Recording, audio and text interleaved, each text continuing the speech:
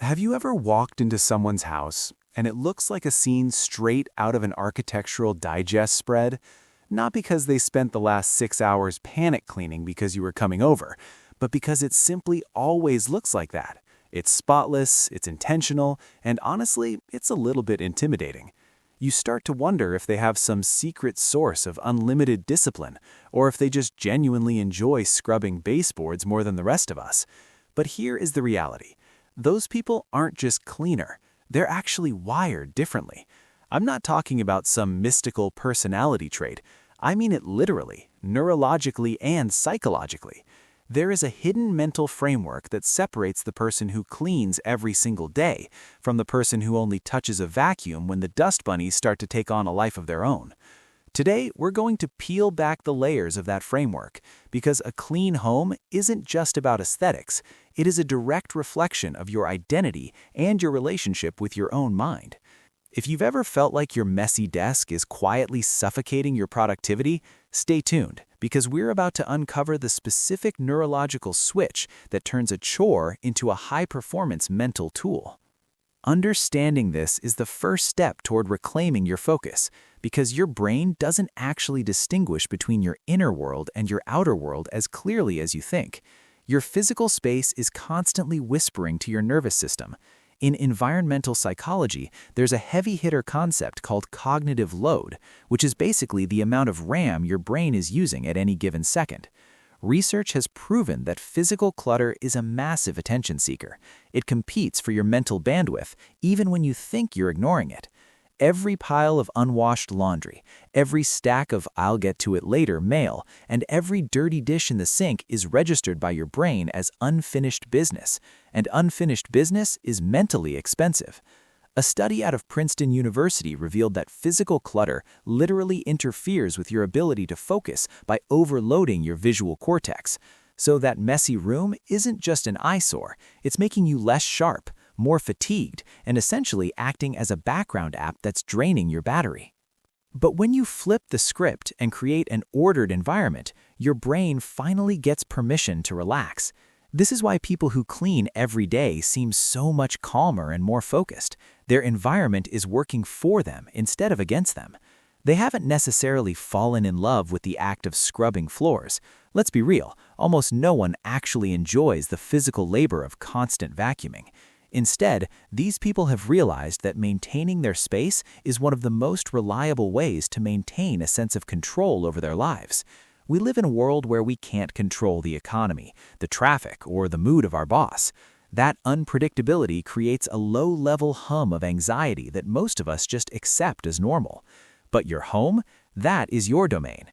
Every time you wipe down a counter or make your bed, you're sending a signal to your nervous system that says, "I am in charge here." This relates back to what psychologists call the locus of control. People with a strong internal locus of control, those who believe their actions actually influence their outcomes, tend to be more resilient and less anxious. Taking ownership of your immediate environment is the simplest daily ritual to reinforce that internal strength. The real secret sauce, however, isn't willpower, it's identity. Behavioral psychology tells us that we always act in alignment with who we believe we are. If you tell yourself you're a messy person, your brain will find ways to prove you right, letting things pile up because that's just how you are. But identity isn't fixed, it's built through evidence. Every time you choose to tidy up, you're casting a vote for a new identity. You're providing your brain with evidence that you are someone who takes care of their space and follows through on small commitments. Eventually, your brain has no choice but to update its self-image. This is identity-based habit theory. In action, once a behavior becomes part of your identity, it stops being a chore and starts being automatic. The goal isn't to force yourself to clean forever. It's to do it consistently enough that you simply become the person who does it. This becomes especially powerful when you integrate it into your morning routine. Right after you wake up, your brain is in a unique, receptive state. Your cortisol, the stress hormone, naturally spikes in the morning, which actually creates a prime window for focus and neuroplasticity.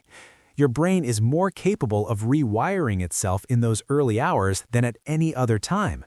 When the first act of your day is completing a task, like making the bed, you're hitting several psychological triggers at once.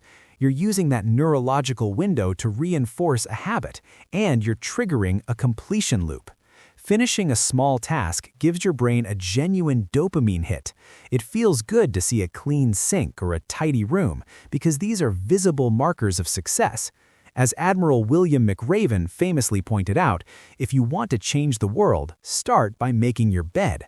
That one small accomplishment gives you the momentum to tackle the next task and the next, creating a compound effect of productivity throughout your entire day. Now, if you're sitting there thinking, "But I've always been messy, it's in my DNA," I need you to hear this. Your clutter isn't neutral. It is often a symptom or a cause of what's happening inside of you. When life feels out of control, our environments usually reflect that chaos. It's a well-documented phenomenon that when someone struggles with depression, their living space is often the first thing to deteriorate.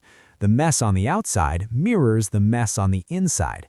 Research in the Personality and Social Psychology Bulletin found that people who described their homes as cluttered had significantly higher levels of cortisol throughout the day compared to those who lived in restful spaces. Your home is literally dictating your baseline stress level. If you find yourself unable to relax even when the workday is over, look around. Your environment might be the very thing that is quietly draining you. Stop believing the lie that clean people are just more disciplined than you. Discipline is a limited resource that you can burn through by the end of a long day. What you're actually seeing when you look at a consistently clean home is automation. It's a system that has become as natural as brushing your teeth. Studies suggest it takes an average of 66 days for a new behavior to become automatic, to shift from something you have to choose to do to something your brain just does. The mission is to bridge that 66-day gap. Once the habit is locked in, it sustains itself without draining your willpower. Beyond the cognitive side, there is a deep sensory experience at play. Walking into a clean, minimalist space communicates safety to your nervous system. It signals that things are handled and it's okay to rest. For those who are highly sensitive, this effect is even more intense. Maintaining a clean space isn't just a preference for them, it's a vital mental health practice. It's the reason why hospitals and spas are obsessively ordered. It's not just for looks, it's because order supports the brain's ability to recover from stress. Cleaning can even be a form of behavioral activation, a clinical term for using physical action to shift your emotional state. When you're anxious, your nervous system is on high alert, but getting up and doing something with a clear beginning and end, like the dishes, gives your brain a way to discharge that nervous energy. To start this journey, you have to shrink the start. Don't wait for a mountain of laundry to begin. Catch the mess while it's small. Maintenance is much easier than deep cleaning. Use habit stacking by attaching a tiny cleaning task to something you already do, like wiping the counter while your coffee brews. And finally, make it enjoyable. If cleaning feels like a punishment, your brain will avoid it. Put on your favorite music or a podcast and turn it into a ritual you actually look forward to. Your home is a physical expression of your standards and what you believe you deserve. When you take care of your space, you're telling yourself, "I matter and I deserve to live in peace." So, here is my challenge for you. For the next 7 days, choose just one single spot in your home and keep it perfectly maintained. See how it changes the way you feel when you wake up. You might just find that by showing up for your apartment, you're finally learning how to show up for yourself.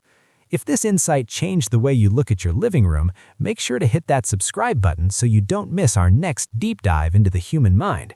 Drop a comment below. Do you think you're a messy person by nature, or are you ready to update your identity? Thanks for watching, and I'll see you in the next one.